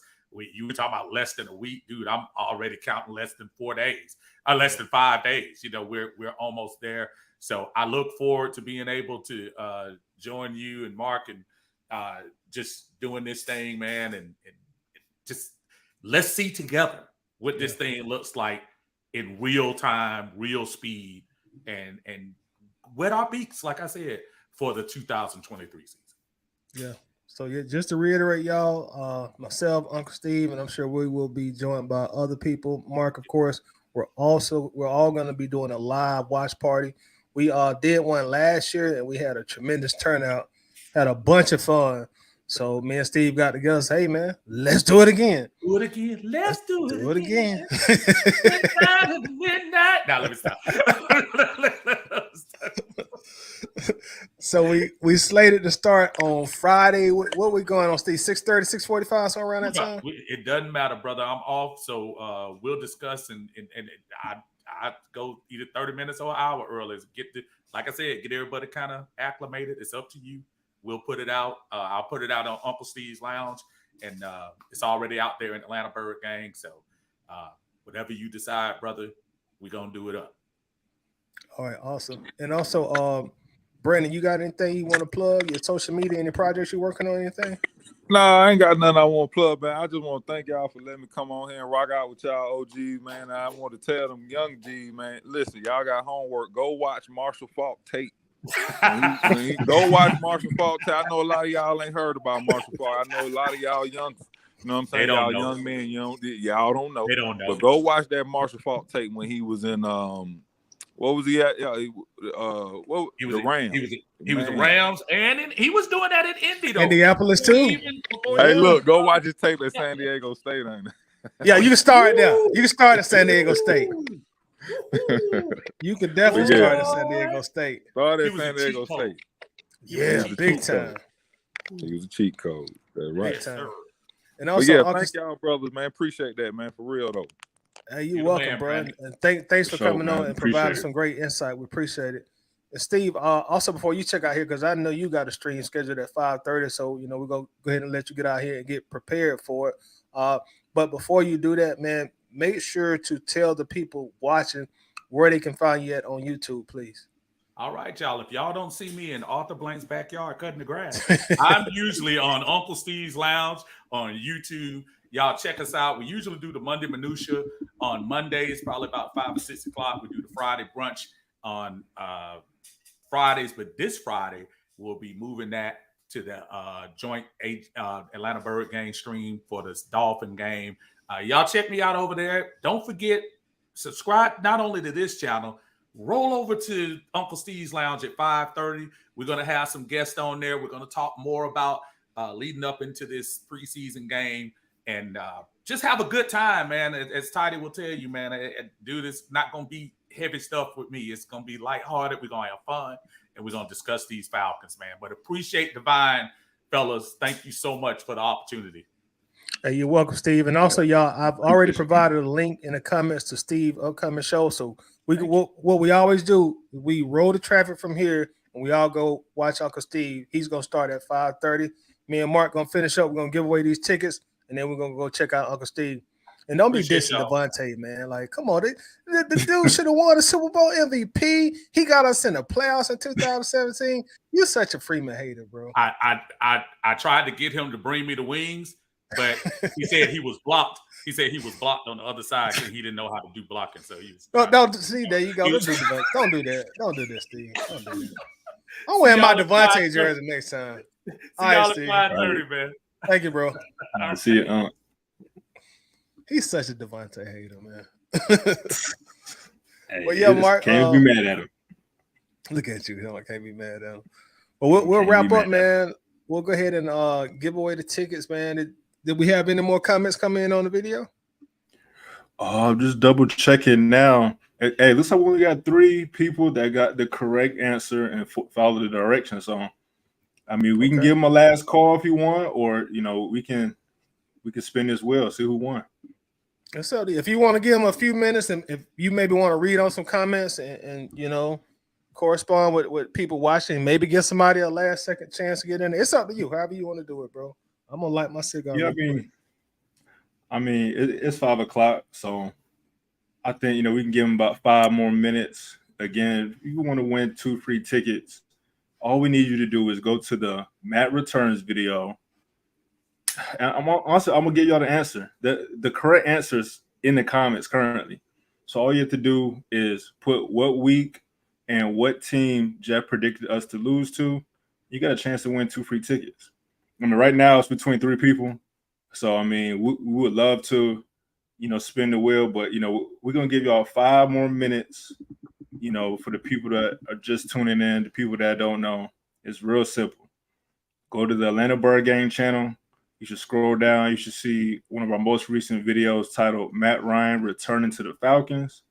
Just go in there, copy and paste the answer. I mean, again, do what you got to do. Give yourself an opportunity to get into the bins. I mean, like Uncle Steve said, the prices have gone up in that bins, man. So this is a great opportunity to get into the bins for free. You can enjoy some Falcon football. And then, I mean, who knows? Maybe you can go to the game. You can report for us live. You can report for us after the game. Again, to me, we've gotten a lot of support lately, so we just want to give back and, show our appreciation. So go to that video. It's easy money, man. It's easy money. And it's on a Friday night, man. What better way to spend a hot Friday night in Atlanta but at the Benz? And if you've never been there, man, I'm sure you've heard by now. I mean, it's a fabulous facility, a stadium, arena, dome, whatever you want to classify it. I mean, it's a beautiful facility, man. You know, it lives up to the billing. I will say that. It definitely lives up to the billing. Yeah. Yeah. Now it feels like 1.5 billion. Yeah, it looked like it too. Yeah. Yeah, it looked like it. It looked like it. But I mean, you know, on that note, shouts out to my parents, shouts out to my mom. This was actually her idea. You know, season ticket holder. So she's been there. You know, family has season tickets for a long time now. So shouts out to my mom, my parents for sponsoring these tickets. Again, we just appreciate the support. And hey, I mean, again, it's a good opportunity, man. You get into the bands for free. Get in the bands for free. And just to reiterate, thank you to Mark's parents for sponsoring this contest, this raffle. We definitely appreciate it. Atlanta Bird Game definitely appreciate it. So thank you very much. And I'm sure whoever wins gonna appreciate it as well. Yeah, definitely. Man, the next step, man, we got to get my mom or my pops on here, man. He said he wasn't going to join us till week 1, maybe. He wants to be a part of the conversation when we play him, man. But we got to get them on the show, man. They know they Falcons football. Definitely, we could definitely make that happen.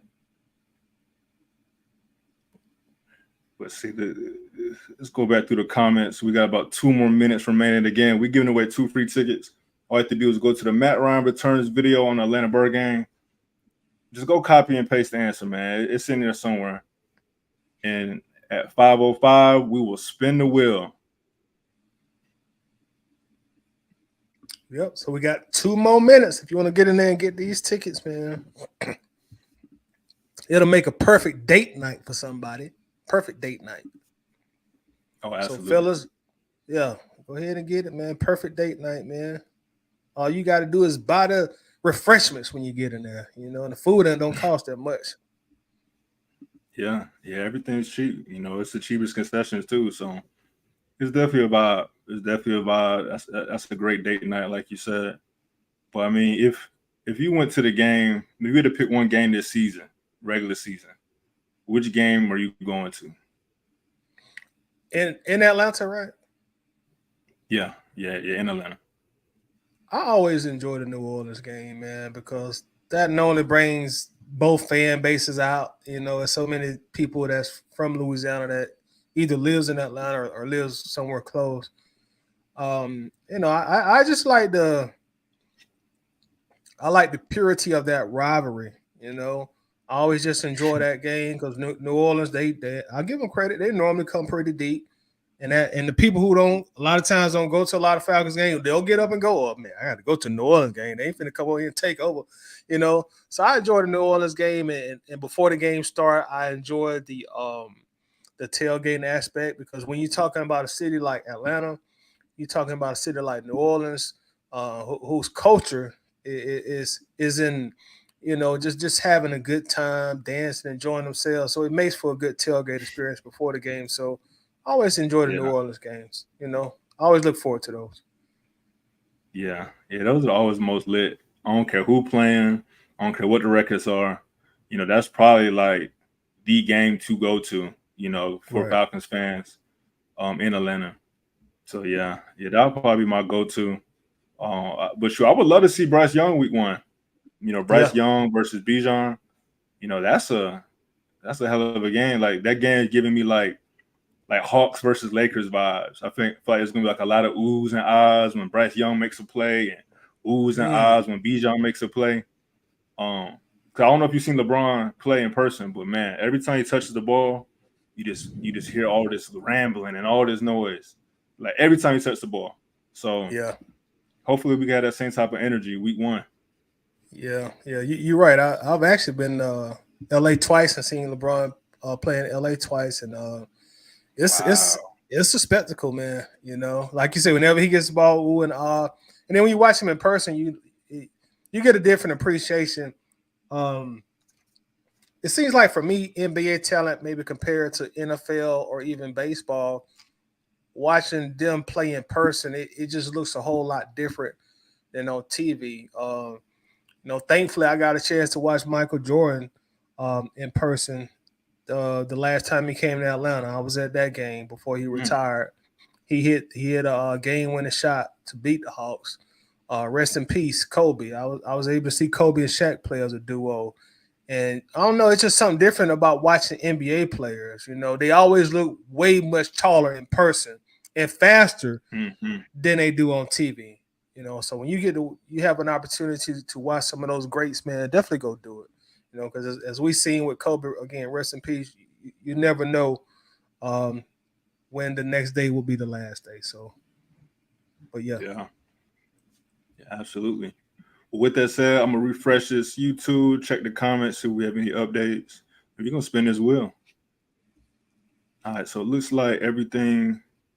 Double check these answers. And for everybody watching the replay, you know, we want to give everyone an opportunity to win some. So we're actually going to do a bonus. We want you to actually comment under this video how much, or the prediction by Brandon on how many touchdowns Desmond Ridder will throw. So kind of give y'all a hint, you know, hopefully if you gotten this far, you should know where Brandon said that.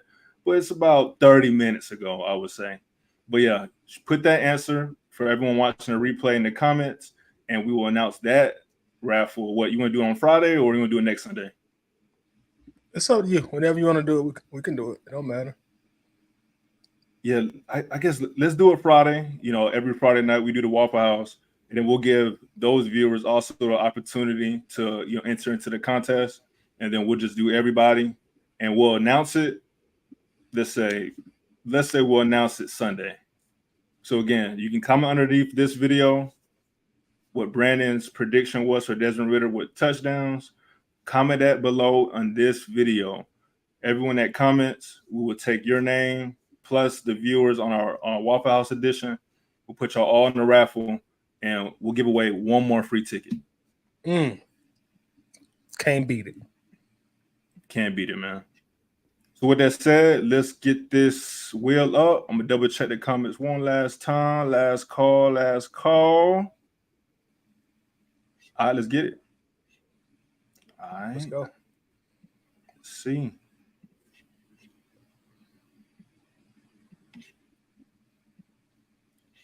Can you see that? Yeah, I can see it pretty good. I ain't got my glasses on, but I can see it well enough. All right, perfect. All right, so let's see who wins. So it looks like Miss B, you have just won 2 free tickets. Congratulations. Hey, there was someone that deserved it. It was definitely Miss B. She definitely deserved it. Yeah, she definitely does deserve it. She's definitely a rider. She's always in the comments. Definitely appreciate your support. Also, we appreciate the support from Wade. We see you in the comments too. I saw you mentioning that you wouldn't mind reporting. And of course, we got to show love to Miss Lisa Shepard too. She's always supporting the show. Always. But again, Miss B, you got 2 free tickets, you know, for the 18th game. So definitely, you know, how should she contact us, Tidy? I guess the easiest way is maybe through Facebook or Instagram. I think Facebook would probably be the easiest way, and then we can set up the transfer the tickets electronically to her. Yeah. It'd be real easy to transfer them. We'll transfer those, you know, as soon as possible. And again, we just appreciate all the support, you know. And again, if you're watching this replay, you can also win 1 free ticket. All you have to do is comment below. Let us know what Brandon's prediction was for Desmond Ridder. How many touchdowns will he throw for? Put that in the comment section below, and that will give you an opportunity to win 1 free ticket to the first preseason game for these Atlanta Falcons. Bam. You know, so that's be a hell of a Friday night for 3 lucky people. So shout out to Miss B again. And also Miss B is in the Atlanta Bird Game group, so it'll be easy to contact her through the group. So congratulations, Miss B. Well deserved. And thank you for the support. Yeah, and again, I see Torian, you know, you put the answer. Make sure you put that answer in the comment section after this video so we can have everything tracked. And I see Wade also. I see a couple people, you know, they want clarification. We got Winston. He's saying, what's the question again? So again, the question is, how many touchdowns did Brandon predict Desmond Ridder will have in 2023?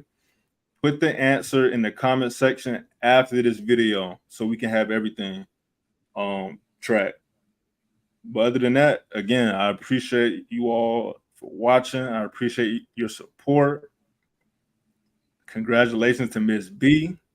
Congratulations, Miss B. And Lisa says there's still ABG merch for purchase. I'm gonna holler at Byron because he handles that, and I'm sure we can get him. We can get some more shirts again going into this season. But I'll holler at Byron either today or tomorrow because he handles all the merchandise. But I'm sure we will. And once we get it going, we'll make sure to post it, of course, in our group, and we'll post it on Facebook too because not everybody that watches us. I'm sorry, not Facebook, but on YouTube. Because not everybody that watches us on YouTube is in the Facebook group. So we'll make sure to bring it to YouTube this year as well. But that's everything. There go Miss B right there. Congratulations, Miss B. You won the tickets. You just holler at me on Facebook, message Miss B, and we'll set up the transfer of the tickets to you electronically. But again, congratulations and enjoy yourself. Have a good time. And thank you for all the support as well. But we're out of here, man. You got anything else before we get out of here, Mark?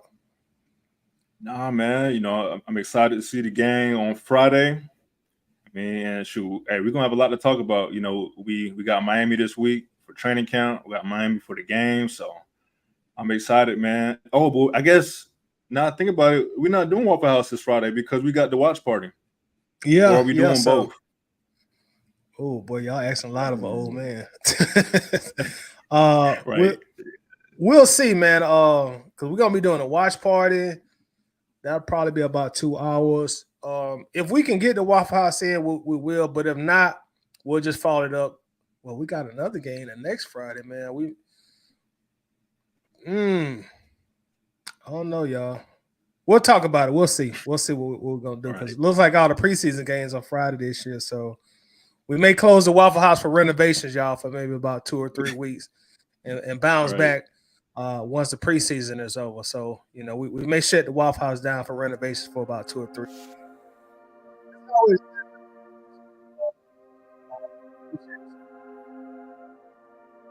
Checking with us, and we will be back Friday.